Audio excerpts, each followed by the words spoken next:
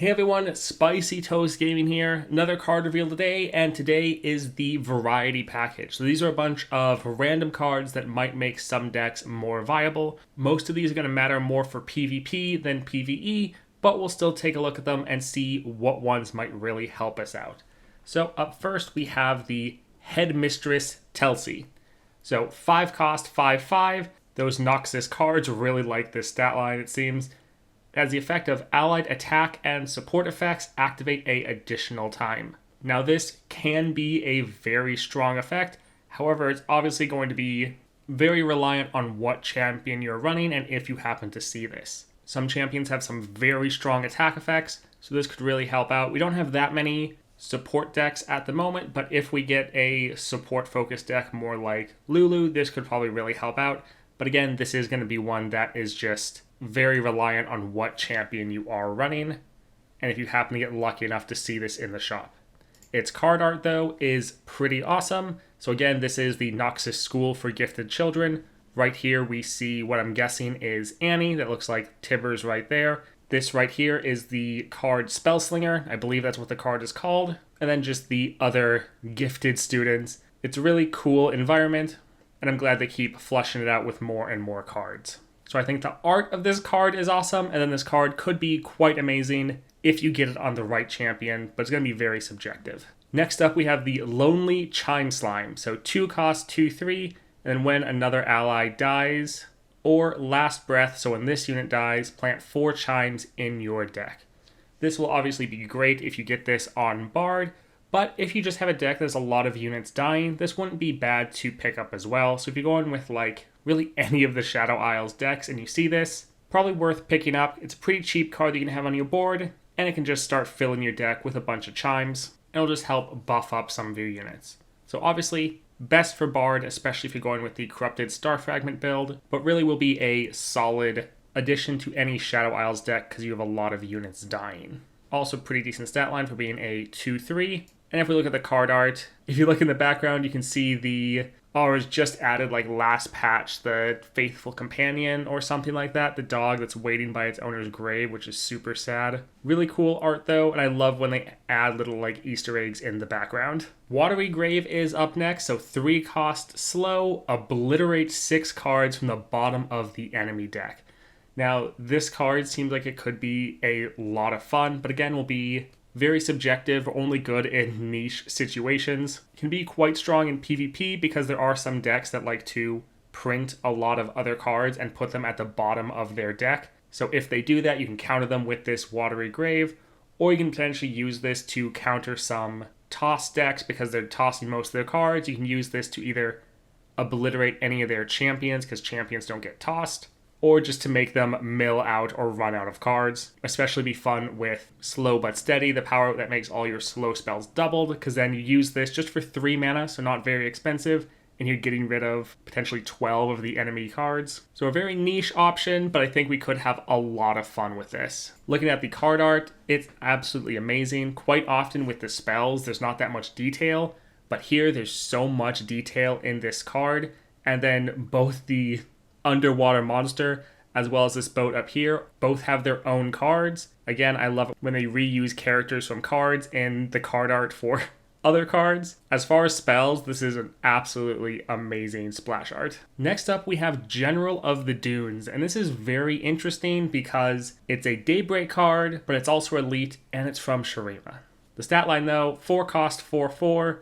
Daybreak, or when you activate another Daybreak, grant the weakest enemy vulnerable. So if you're trying to make a elite deck, you could potentially use this, that you would then have to use Shurima. Or if you're going for a Daybreak deck with Leona, again you could use this, but having to use that Shurima for your second region.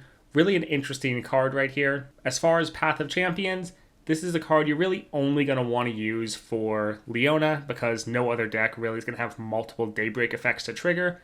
And that's really where this card is going to shine. A decent stat line and a strong effect, but again, really only usable for Leona. Taking a look at the card art though, looks pretty cool. All of the Shurima cards, at least for Azir's army, all are very flashy and look pretty good. Next up we have Defenders of the Sun Disk. Very similar to the last card, this one's also a Daybreak effect and elite and still a Shurima card.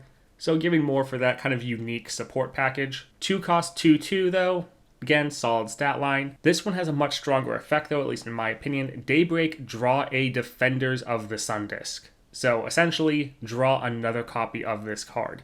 This is going to make this card usable on any deck. As long as you get decent items on this, the fact that it can draw another copy of itself is very strong. Quite often when you get some good cards, and you get some good items on those cards, the biggest difficulty is drawing them consistently. So if you get any solid upgrades on this card, really any deck could utilize it. It's not hard to just play a 2 cost unit first just to make sure you draw another one. So while the last Daybreak card I think will only really be usable for Leona, I think this could be a solid pickup for any deck, especially if you just get a couple decent items on it. Looking at the card art, again, fits very much with Azir and his army.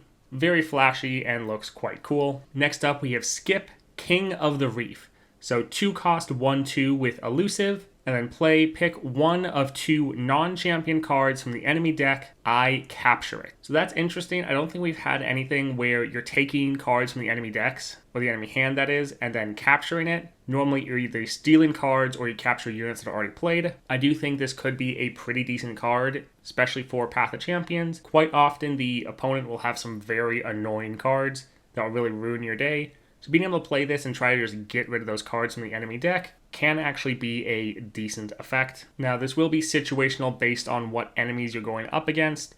If you're going up against someone like Aurelion Sol, it could be worth playing this to get rid of their Moonlight spell, their 5 cost burst, silence 2 of your units. That can really counter you quite hard. So playing this to try to get rid of that will be worthwhile. Also, it says pick one of 2 non-champion cards, so you get to at least pick at part of the enemy deck as well, or again, their hand, so you can at least see or know your odds of whether or not the enemy is going to have one of those cards you're worried about. So even if you play this card and you don't really capture that good of a card, you're still taking away a card from the enemy, and you're seeing some of their deck to know whether or not they have the card to be worried about. Overall, I think this will be a solid card to pick up. If we look at the card art, we just see him bullying this poor Yordle. He already had his sandwich stolen by the Otterpuss, and now they're stealing some of his shells. Next up, we have the Bursting Backpack. So 1 cost burst. For each Bursting Backpack you've played this game, plant 4 Chimes in your deck and 4 Poison Puff Caps in the enemy deck. And then create a Bursting Backpack